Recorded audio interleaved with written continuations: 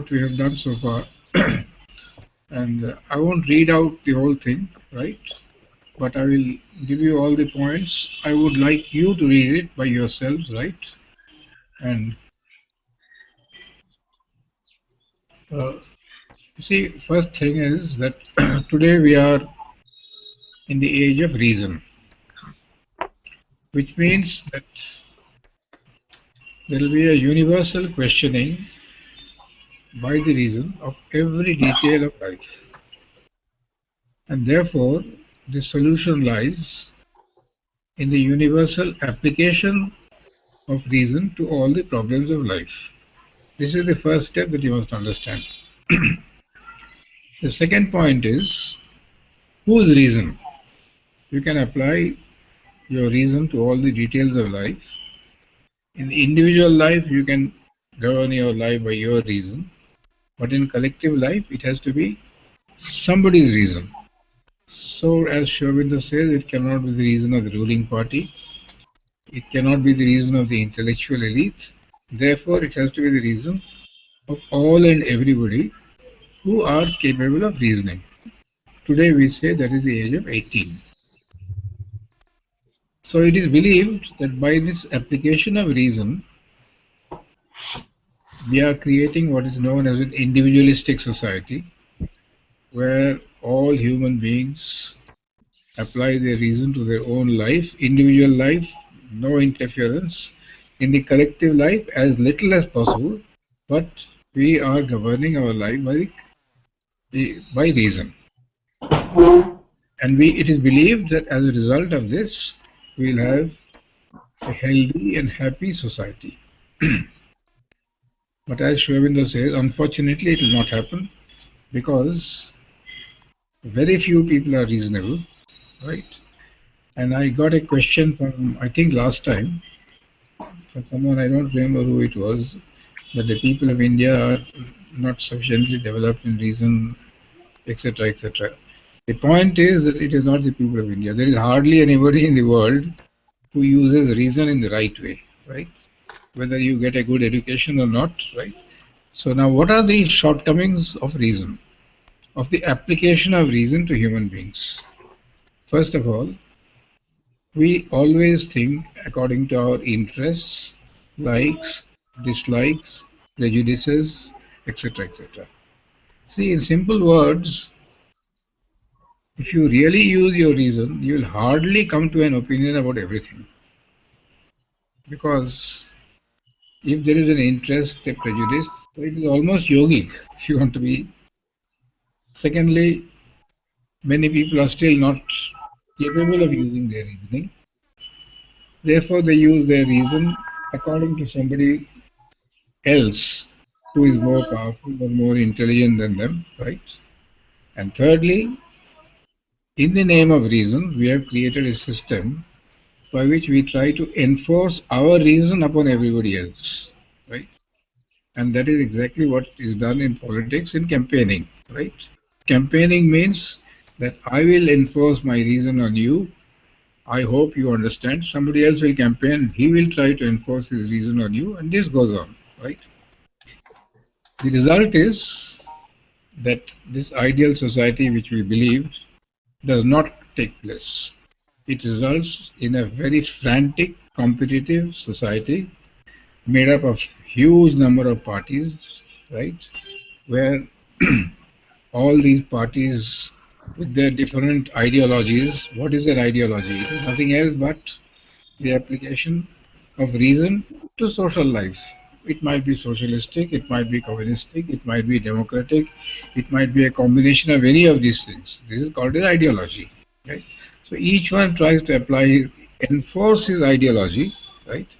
And that is why you must remember, and this is very fundamental, because you have to get it out of your system, that it is not by the victory of a party that a country grows, that a society grows. It is by the union of all parties. There are naturally different opinions, different ways of solving the problems. Of that there is not the slightest doubt. Therefore, Mother gave a message to Indira Gandhi in which she said it is not the victory of a party that leads the country to progress, but it is the union of all parties. But in the present system, there is no question of union of all parties. It is party A versus party B. In America, it is Democratic versus Republican. In India, it is a huge number of parties, all scrambling for possession, right? So this is the first thing. So this democratic system completely fails. What is to be done? Inevitably, reason will start seeing where is the problem. The biggest problem that the democratic society creates is that there is a huge difference of wealth between the rich and the deprived. That is visible in every country of the world, some more, some less. India, quite acute. Even in the Western countries now, the number of people who are deprived is increasing. It is not decreasing, it is increasing. Reason cannot accept this.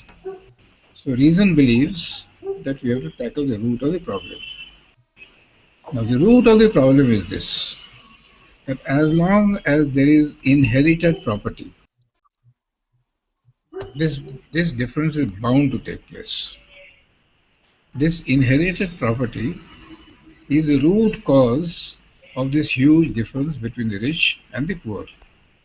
So you look around your life, I can look around my own life and see my servants are extremely poor.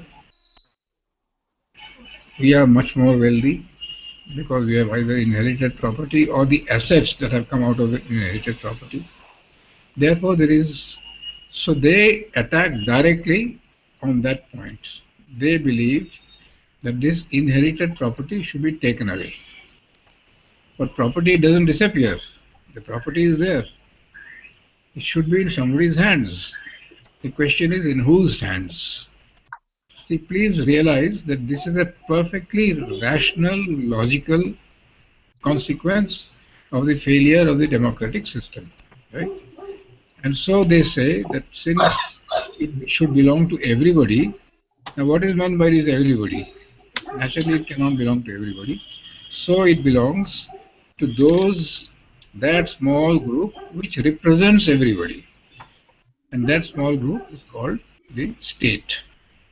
So you see, now this leads to socialism. And if you carry it to its logical conclusion, it leads to communism. Now, as Shravinda will show you, before that, he has said that in order to solve the problem, we should bring in universal education, right? Now, universal education is as yet not yet existent. I don't know, I think I'll put my book and then you will be able to see it. Now, universal education means three things, right? And these three things are, I give you the exact words, right? Capacity of observation and knowledge, capacity of intelligence and judgment, capacity of action and high character, right? Now, these are three basic things which make man a rational human being. And see the next sentence. Unfortunately, the actual education given in the most advanced countries has not had the least relation to these necessities. See, this is the tragedy of we think education means getting a degree, getting a PhD, getting an MA, getting this, getting that. But these three things are not there. We are passing opinions about everything without knowing how to observe and know rightly, right? That is the next one. Second one is that we do not always use our judgment correctly. And thirdly, we have an ideal, but we don't follow that ideal. We have a principle, but we don't follow that principle in our own life. Inevitably, there will be a failure, right? But that does not mean that universal education has been totally false. It has done some very good things. But despite, even if you can give a universal education, and even if you can give these three high qualities, right, which is very, very rare, still it is another problem. Because man, despite all his claims to be rational, is still half irrational. And so he demands three things. First, he demands power. Second, he demands the reward of his faculties. And the third, he demands the enjoyment of his desires. So, power, reward of faculties, enjoyment of desires. Now, formally, you could get this depending on your status, on your birth, etc., etc. That basis has been removed. As a result of that, the only way by which you can fulfill these things today, look at it very practically. If I want to fulfill my desires, I need money. If I want to go and study abroad in the United States, the poor man can never do that. He must have money, right? So, to satisfy one's desires, to get the reward of your faculties, etc., etc., all that needs money. And today, in the present society, it's a huge scramble for money. The result is that the gulfs and distances between the rich and the poor have become enormous, right? More or less enormous. This results inevitably to socialism. So please do not get disturbed and say that socialism is an irrational movement. Might be in its application, socialism and communism have been irrational sometimes, but it is exactly the same thing with democracy also. There is no society in the world which is truly democratic. And in the name of democracy, all kinds of wrong things are being done. So that is a human problem. But when reason tries to solve this problem, then, as he says, see, the first natural result has been transition of the rational mind from democratic individualism to democratic socialism, right? Why democratic socialism and not socialism? Because after having tasted freedom, nobody likes to lose his freedom completely. Therefore, a compromise is made, right?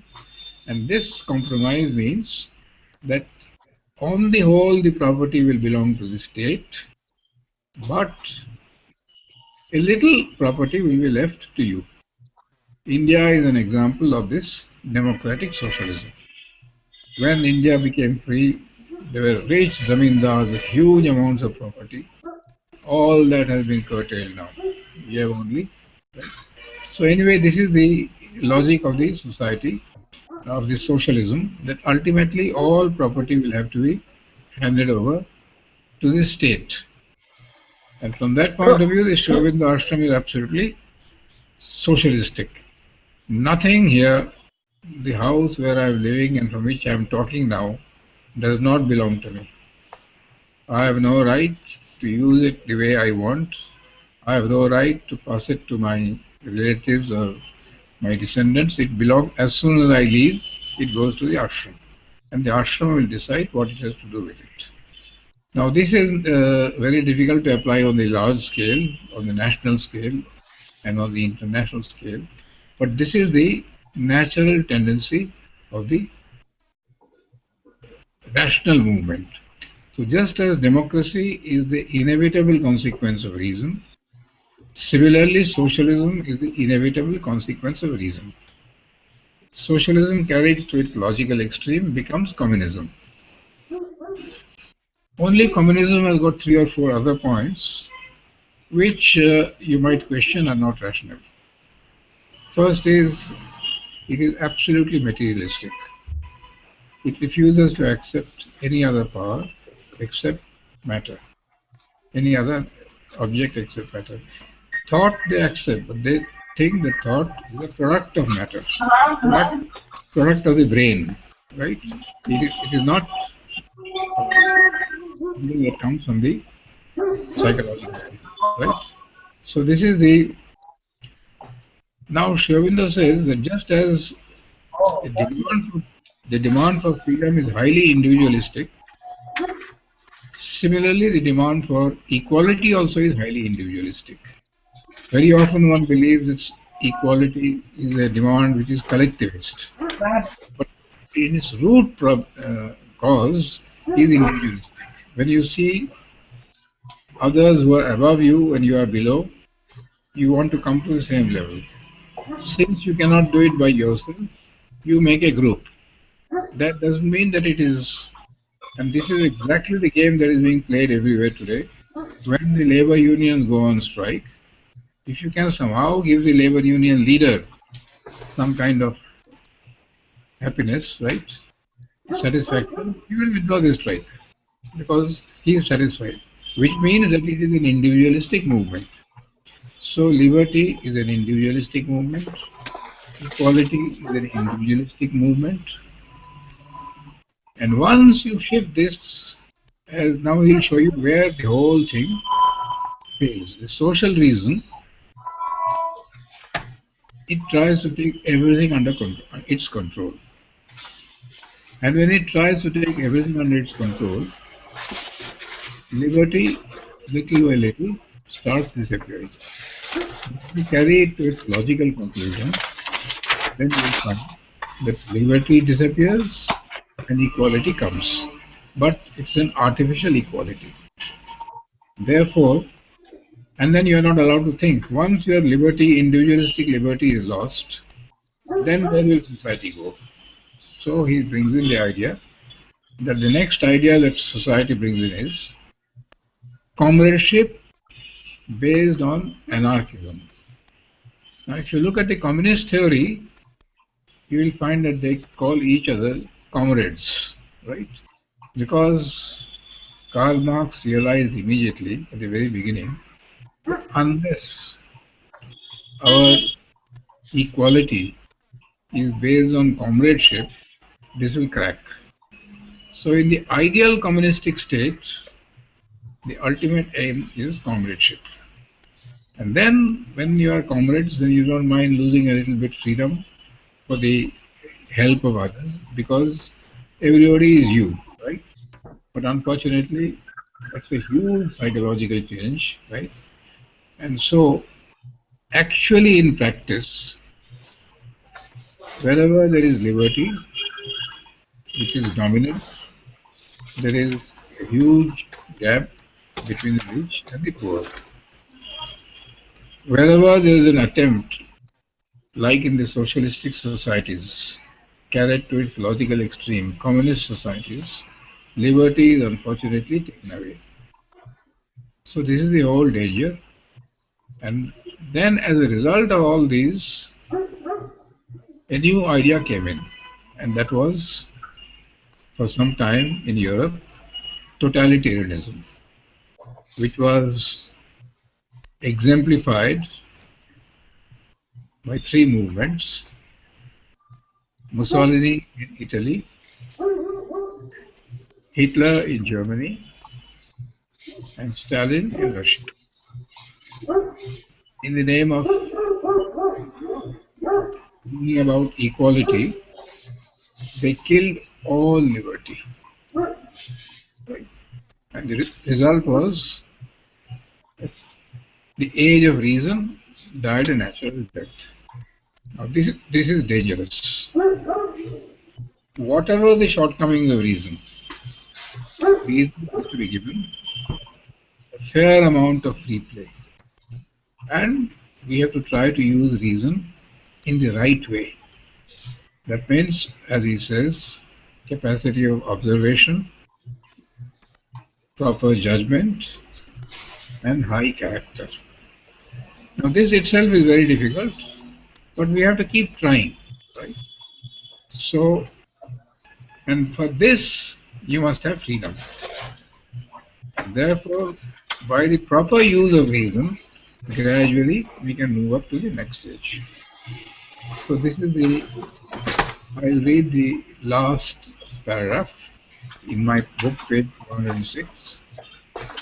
If this trend becomes universal, it is the end of the age of reason, the suicide or the execution by decapitation or lethal pressure, pan forth of the rational and intellectual expansion of the human being, mental being. There is apparently no danger today in any democratic country in the world. Of course, there are people who complain that there is too much concentration of power. That is because they are disturbed. The very fact that there is a parliament, the very fact that there is debate and discussion is a clear proof that there is reason is at work. But as I said honestly, reason is not always working for the higher purpose. It is work based upon interest. And in politics, you can't expect anything else than that. So reason cannot do its work, act, or rule if the mind of man is denied freedom to think or freedom to realize its further action in life. But neither can a subjective age be the outcome. For the growth of subjectivism also cannot proceed without movement of self-search, without expand, develop change. Now, even spiritual development, subjective development of the higher order, is impossible if you are not given freedom to apply your reason. Of course, this is misused, and then in most cases, and particularly by the intellectuals, those who are supposed to be the liberals, right? They misuse their reason purely because they've got a self-interest, and that is a complete distortion of the misuse of reason. But that is human nature, you cannot do anything. So this led ultimately, this movement of suppressing reason led to totalitarianism. So I believe that place, the curve of the age of reason, now threatened with an abrupt cessation, may prolong and complete its life. The subjective turn of the human mind and life, avoiding a premature plunge into any general action before it has found itself, may have time and freedom to evolve, to seek out its own truth. Now, I would like to stress on this sentence. We are all being in the reason. Even if we have contact with the higher force, it is rarely and sometimes. But we are all the time trying, those who are sincere are trying to arrive at that contact. But he says that we must avoid a premature plunge into any general action. Because if you act pretending that you are living in the spirit, it is extremely dangerous. Right? You have to allow time and freedom to evolve. And then gradually, little by little, on the individual scale, you can let yourself be guided by that higher power. If it is so difficult in the individual scale, it will take a huge amount of time on the national scale, on the mass scale, or even on a small mass, right? Even where there are 2,000 people or 1,000 people, you will find it extremely difficult. But that is the only way. Allow reason to grow, to question, and to use it honestly.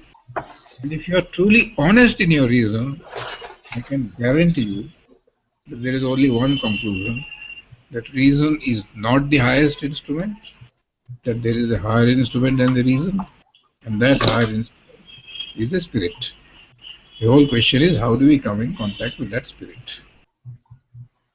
Now, in the next chapter, he argues, right, that this kind of socialistic society where all the control is in the state will collapse, right? It will not stand because it completely denies freedom. In the old societies, a few hundred years back, men accepted everything. They did not demand freedom of thought, freedom of action, because they were still not yet developed into that higher stage. Today, it is impossible. And as you develop individual reason and will, he will question more and more, and it will become more and more difficult to impose your will. So, the only way by which the state can combat it is by controlling your education, by compelling you to go into a certain line. Now, that is certainly very unhealthy, and as Shravindo explains fundamentally, that you can apply reason perfectly when you are dealing with matter, because the physical universe is mechanical. Whatever is mechanical, you can handle. But wherever life comes, And when mind comes, it becomes 100 times more difficult to control. And therefore, one has to give a lot of freedom. But the full satisfaction can come only when one goes beyond reason into the spiritual. Now, that is the whole question which we have to solve individually first, and then hopefully collectively at a later stage.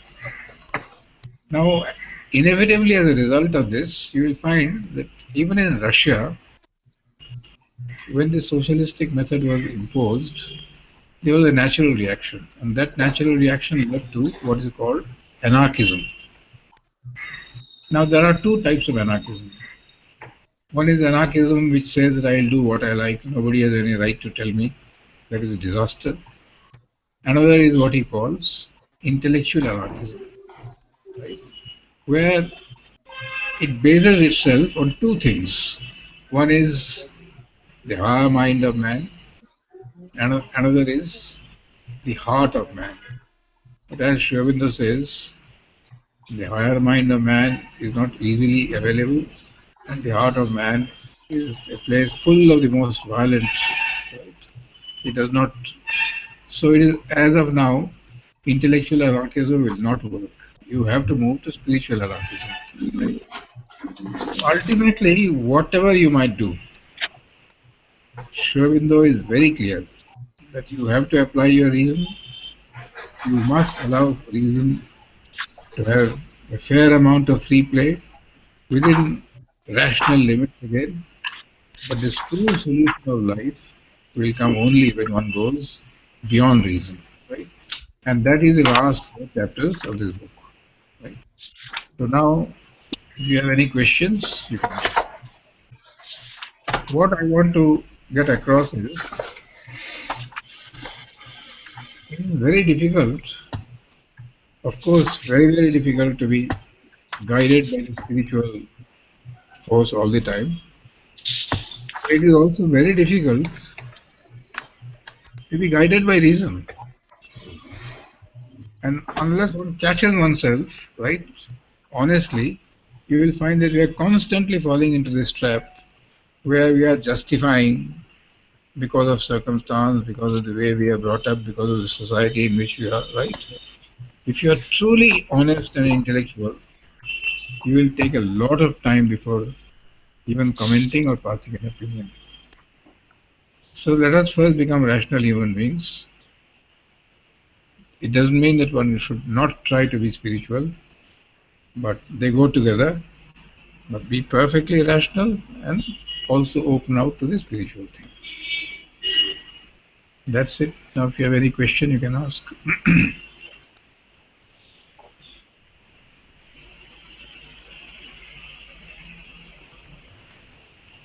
Donna, have you anything?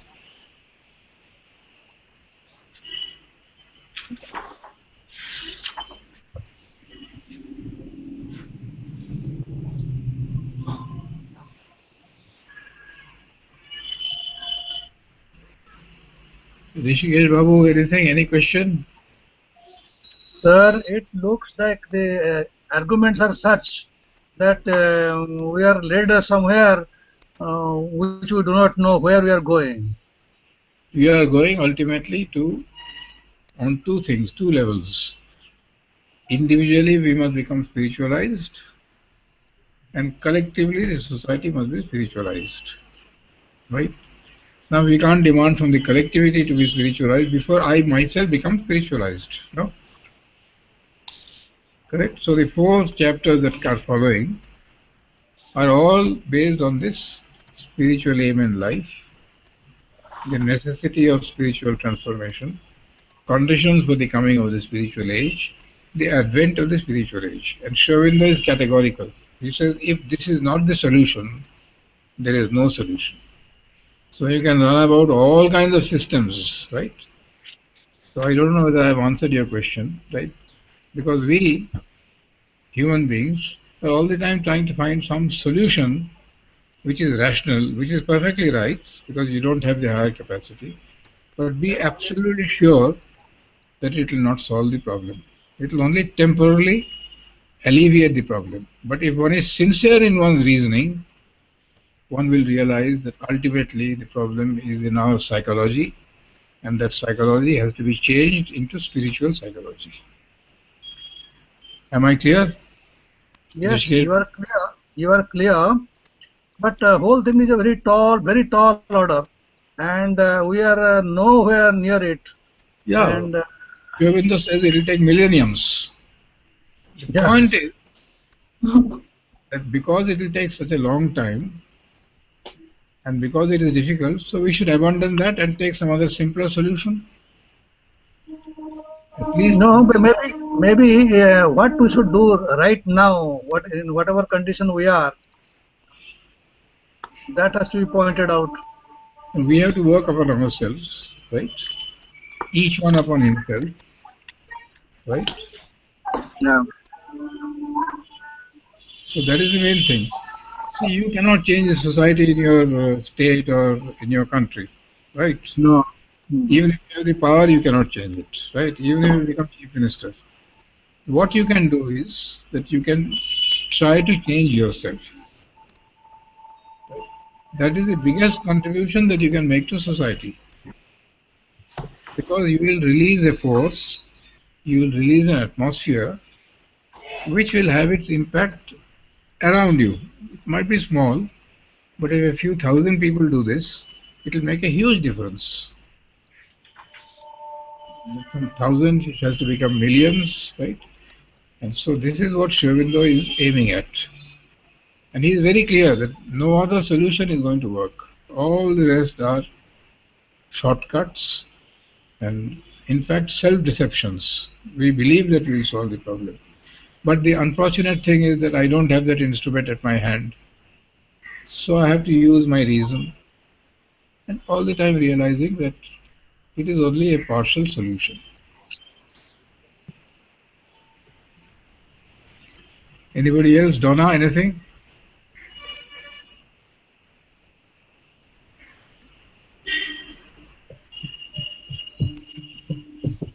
Actually, Rishikesh Babu, Yes, sir. many times people have written to mother Yeah. complaining about certain things in the world or even in the ashram. And the answer was always just one. Do not bother, right? Just change yourself and everything else will be different, right? So that seems to be the last passage of this human cycle book. Yes, last four chapters are the spiritual aim and life, necessity of the spiritual transformation, conditions for the coming of the spiritual age, right? And then advent of the spiritual age. All that will take quite some time, and Sri Aurobindo is categorical. I'll read out the sentence next time. If this is not the solution, then there is no other solution. Right? So it is not a plaything which we can, right? In the meanwhile, you and I have to apply our reason with utmost goodwill, always realizing that it is only a partial truth that we have discovered, and be prepared to change our opinions and to widen our circle. If you continue this effort, because we are living in life, little by little, you will find that every problem ultimately is a spiritual problem. You see, corruption is essentially a spiritual problem. And in one of the latest things that I've seen, whenever a mother was asked about corruption in the country, in the world, mother said, first set the example. Who has to set the example? I. How do Hmm. I set the example? I have to live in a higher consciousness. I must not be tempted by power or by the intellectual ideas or anything. I must live in the higher consciousness, right? So ultimately, the whole thing comes back square zero is you and me. But if by chance you become chief minister, if circumstances put you up there, then you have to use your enlightened reason with absolute honesty. But politics is a very, see, that's why party politics is very evil. Because even if I know that you are wrong, I'll be on one side, right? I must have that freedom. So, unfortunately, we have discovered that system, and Shravindo is categorical. I will send you the letter. Parliamentary democracy is going to fail completely in India. But we are stuck to that parliamentary democracy, right? And so we have to move now to another level where we try to bring the whole country together, right? But if I have decided not to come work with you, nobody on earth can help you. What can you do? So So, it sure, appears the, yeah, the idea of brotherhood seems to be a very good tool to work on. yes, but brotherhood is not based on association. You see, I live in a family. I've got brotherhood in the family. But those who are outside the family are not my brothers. I don't care for them. The whole world must become your brother, right? In order to do that, you have to move to the spiritual level. On the intellectual plane, it is Uh, absolutely impossible. Because then you are in touch with the spirit and you see the spirit in everything, right? And naturally you feel a sense of oneness with everyone. So that's why I explained the word intellectual anarchism and spiritual anarchism. Intellectual anarchism is all talk. It doesn't. The first test of reality it cracks.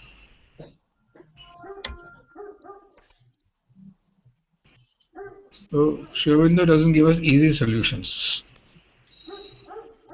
So you had mentioned about the advice of the mother to Indira Gandhi that people should work by union of parties. she said the greatness of a country does not depend on the victory of a party. See, now today every party is trying to get a majority, a two-thirds majority, etc., etc. Correct? Mother Yeah. said the greatness of a country lies in union of all parties. So you see, we have to bring all the parties together, but that means a huge change of psychology. In the present system, it is hardly possible. When I am in the opposition, I say one thing. When I am ruling party, I say another thing. Again, when I go to the opposition, I say exactly the same old thing, right? So this is not a good way by which a country can, a group can move, right?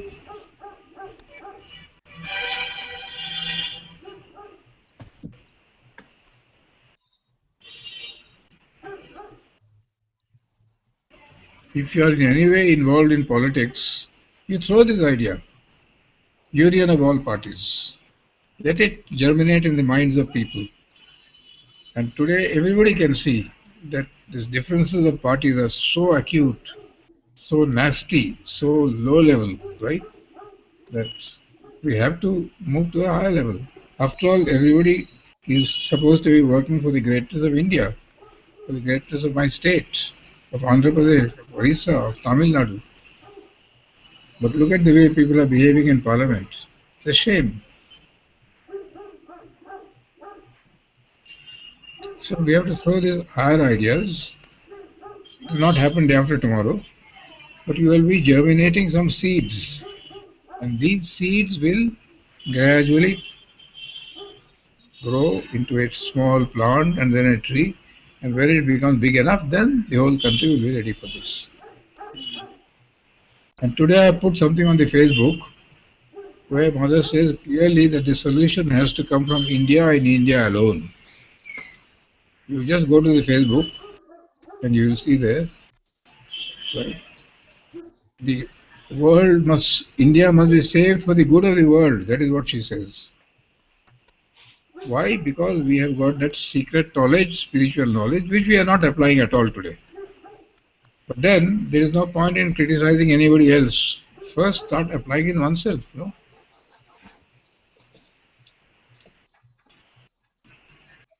I do not have a Facebook account, so is it possible to have that detail else by mail? I'll send it to you by mail. One more thing regarding this union of all parties. Have you thought of any practical method to go about? No, there is no practical method. There is a psychological method. India must come first. Party must come last. Second or third or fourth. No, no doubt. I must come last, right? As long Yeah. as this psychology is not there, as long as party is first, there is no chance of the growth of India. And this is true everywhere in the world, right? So this party system by its very nature is a falsehood. But unfortunately, man being what he is, that is he. And this we have imported from the West. As Shravinda says in the Foundation of Indian Culture, in the last few chapters, this is not something natural to India. No, but we have all become westernized completely. Right? All our thought process, everything has become westernized. Therefore, we look up to Great Britain, America, it's all right. No, they have their own greatness. We have to respect them. What they are doing for themselves is perfectly all right. But what we have to do for ourselves is also different. No? And for that, we have to go back to our history. We must understand that India had a wonderful political system in the past. You read the foundations of Indian culture in the last four chapters. He explains in great detail. There is nothing to feel ashamed as an Indian. You can be very proud. But today we have become so denationalized. And that is the great work that the British have done. Our education system is rotten to the core.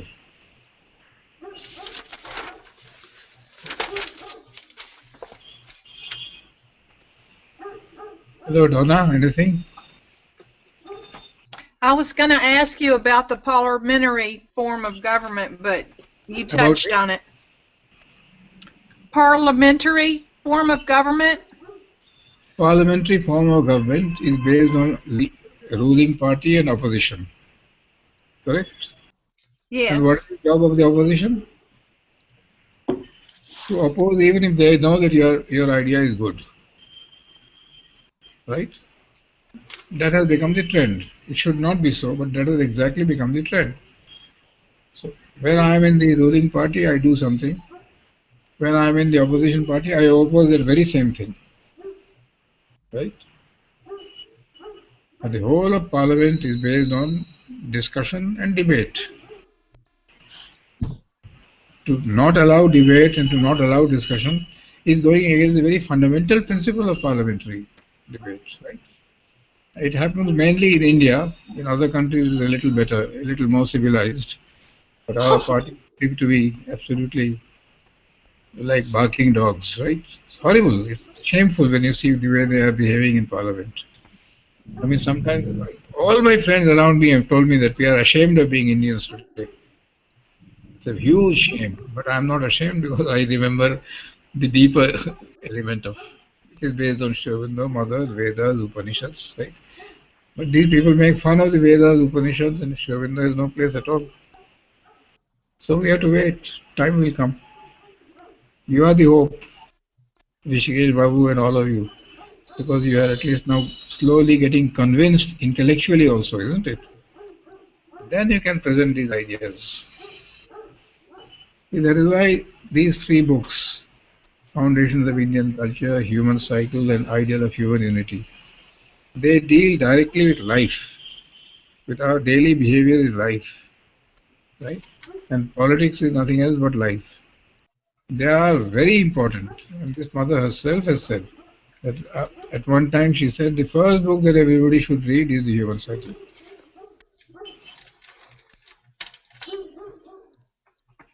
So this parliamentary system, it is not bad in the West because they are habituated for 250 years. They have been working it out. In England, it has been working out for the last 700 years.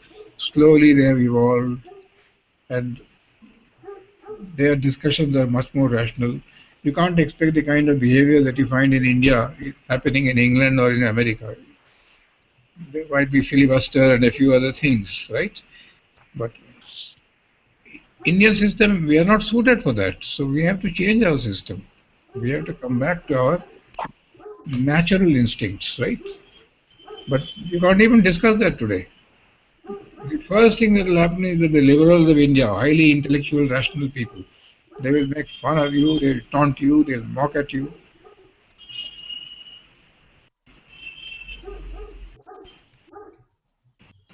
Al Gore at one time was promoting the parliamentary system, but I think we may skip on past that.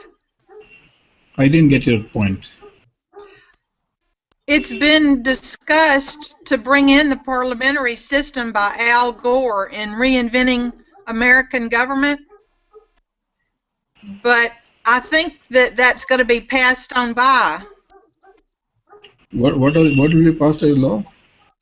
No, I think the parliamentary system has been brought up as an alternative for American government, but I believe that time has passed. It's not going to happen.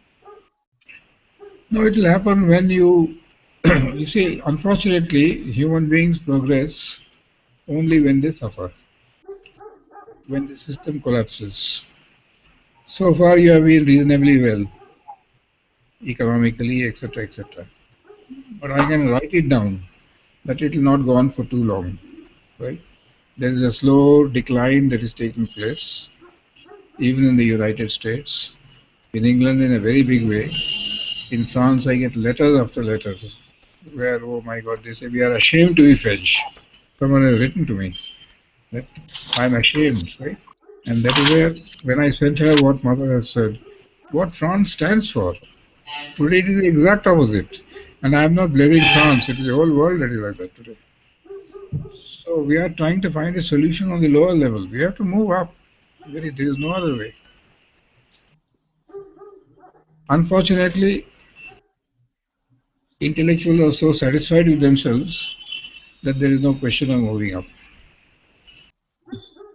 So we have to now dissatisfy ourselves, because change will come only when you are not satisfied. If you are satisfied, why should you change? Let it remain as it is. It feels like that we're on the cliff, fixing to go over the edge. I didn't get your question. We're on the cliff. You are on the cliff, yeah. So now the people have to decide, you know? And if they realize, and I think America has a very good chance, a young nation, right?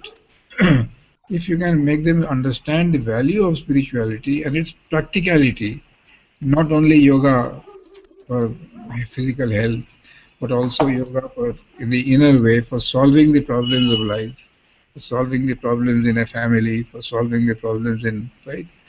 And this is the application, direct application, right? Then it will have its impact. See, you people are very important from that point of view, because you represent a thought which is avant-garde. And if you can project it slowly, right, in the world, not only by giving messages and all that, but a little more intellectual approach, I think many people will be convinced. And I know many Americans who are extremely open and receptive, right? And I believe that, as Sri Aurobindo also said, because it is a young race, it is very open to new ideas. You have a very good chance of moving forward. And if America turns, right, oh, it will be a huge, huge thing.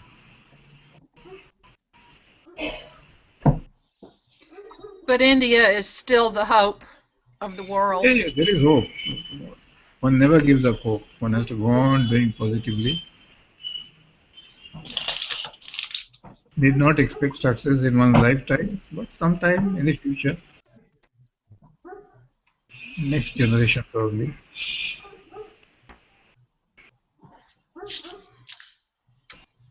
Well, India is the leader. India has to be the leader. As yet, I can't pretend that it is a leader. In some direction, doing very well, but that is not enough. A huge change has to take place. And the biggest obstacle to India's change is not the average man who apparently is not very rational. It is the rational Indians, educated Indians. That's why I always remember the sentence, Foundations of Indian Culture, Indian Art, Chapter 3, second paragraph. Sri Aurobindo says categorically, you can note it down. Indian Art, Chapter 3. He says, educated India, educated without an atom of culture. Very strong words. Not even an atom of culture. Right? And that is what is really biggest, because they are the opinion makers. The TV channels and the newspapers and the people who react to that and go on arguing on that basis, they are a disaster. The average Indian is very much open to the, even if he is not rational, he is open to the higher being. And this mother herself has said, this is the tremendous strength of India. So we must give an education that does not make you narrow and petty and right. It takes you to a higher life, but that is again another major problem that we have to solve. Education is a must. But the quality of education must be very much different. Not too much signs of that coming. We'll see. It is bound to come because India is destined. Right? And Mother and Sri Aurobindo are solidly behind it. Time process, I do not know. Time factor, I have no clue at all. Only prayer.